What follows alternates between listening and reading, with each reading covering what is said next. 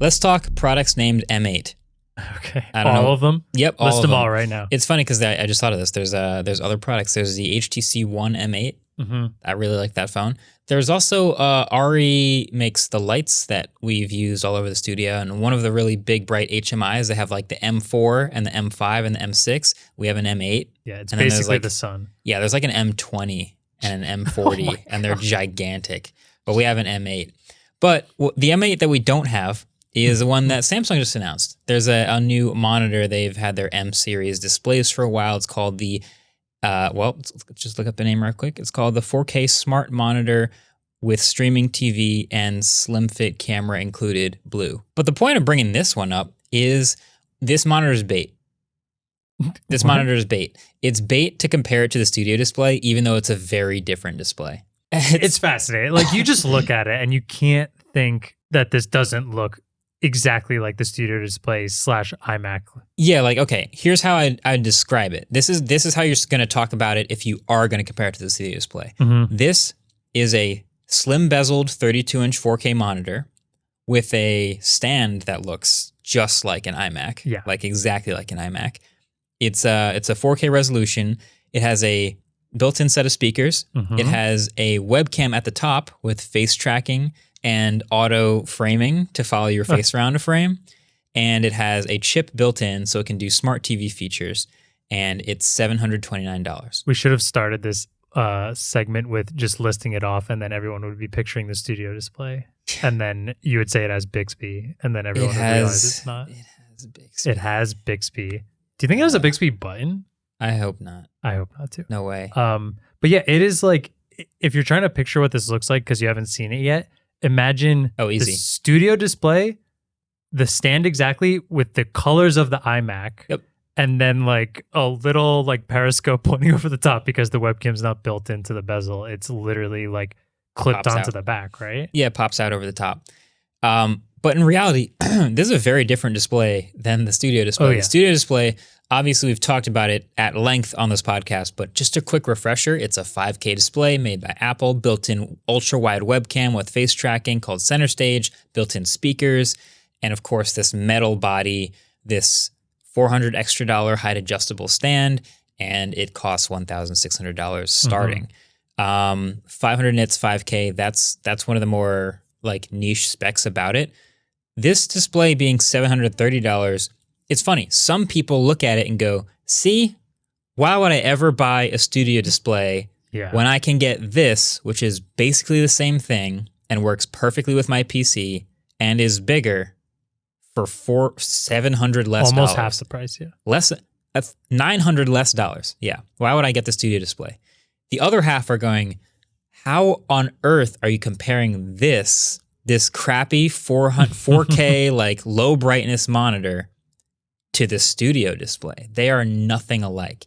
So this monitor is bait. It's so funny that, by the way, it was announced before the studio display came out. They just finally, this is just coming on sale now. Yeah, so all the comments are naturally like people arguing about how they copied the studio display, and then people who have seen this pre-order go, this came out before the studio display. At least it was announced already. I actually didn't know that. Yeah, so this is like I said, it's bait. It's hilarious. It is, though, hard to not. I mean, it's hard not to compare a little bit. It's obviously going to run comparisons.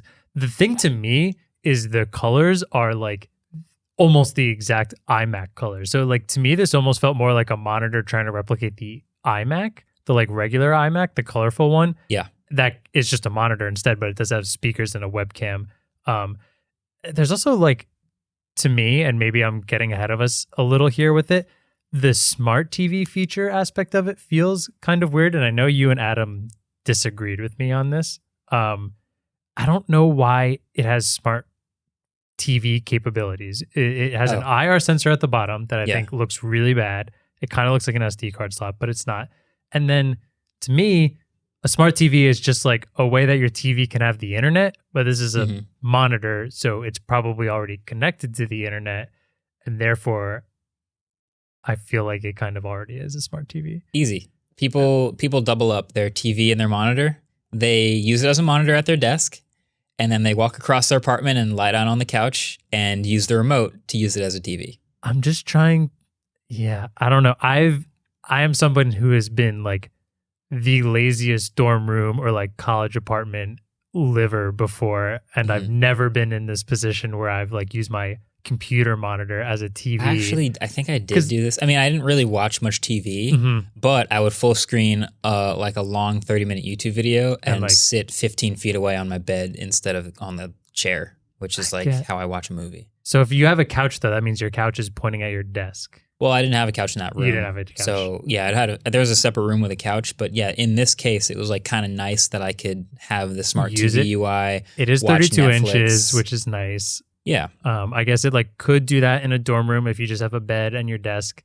That would probably work. I don't see a lot of people getting this for a dorm room because it's still a $700 monitor and you can buy way cheaper. And most people I think the reason is when I was in college, I had a laptop. So if I wanted to do that, I could put my laptop wherever I wanted. And that was the TV if I needed it. Yeah, there's a lot of different use cases. This is obviously something you can choose to get, or there are other options that'll do similar things. But yeah, it is definitely a fun one. Your point on the colors is super on point. Like I'm looking at the iMac colors right now. Yeah. There's a black and a white iMac, and then there's a pastel green, pastel blue, and pastel pink. And then you look at this one, and there's a pastel green, a pastel blue, and a pastel pink. Yeah. I don't know what the deal is with pastel for the past couple of years, but a lot of companies have been using it, and this is no exception. It just looks very much like an iMac now, especially from the side. It has a chin that replicates the colors. It has a stand that is exactly the same, which is like a nice rectangular, thick stand with like a cutout in the middle. Like but it's height adjustable. It is. I mean, without spending an extra $400. It is, though. I have not tried this. I give Apple, despite it being expensive, credit for their height adjustability is insanely smooth and just a good experience. This is a sliding one, which I've seen in a lot of other monitors, including the ultrafine 5K. Yeah. In general, they're not that great, but I also don't care because when I'm usually height adjusting a monitor, I just do it once. It's once and it's pretty much over. Or I have an arm for it because it's in a position where I'd like to move it a lot. And therefore, even just up and down doesn't really help that much. So it's very different. Yeah. This monitor, Samsung, I have no doubt somebody's goal at Samsung was like, yeah, we're going to get more people to talk about this if we make it look like this. So you know what? To whoever that is at Samsung watching this, congrats. Mission accomplished. This monitor was bait and we bit. You're welcome.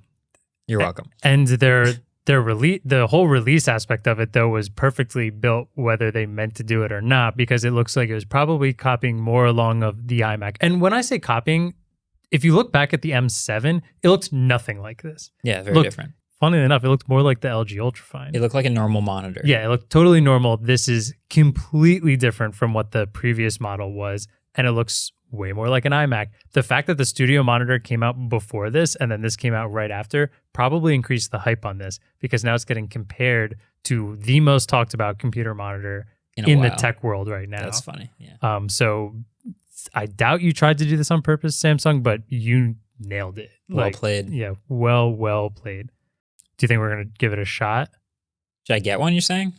I don't really think we need to. I mean, if there's enough requests and people really want to know if they should get this one, then I'll check it out. But I don't know if there's any extra need for evaluation. It's probably going to be pretty decent. It's $700. Yeah, and even at $700 though, computer monitors are cheap these days. You can get some nice monitors for far less than that. The M7 is $300 right now. And 4K smart TV also, right? Yep.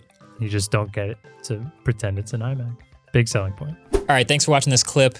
I think while we're here, we should just end by pitching new product ideas for Dyson to put motors in. Motors and filters.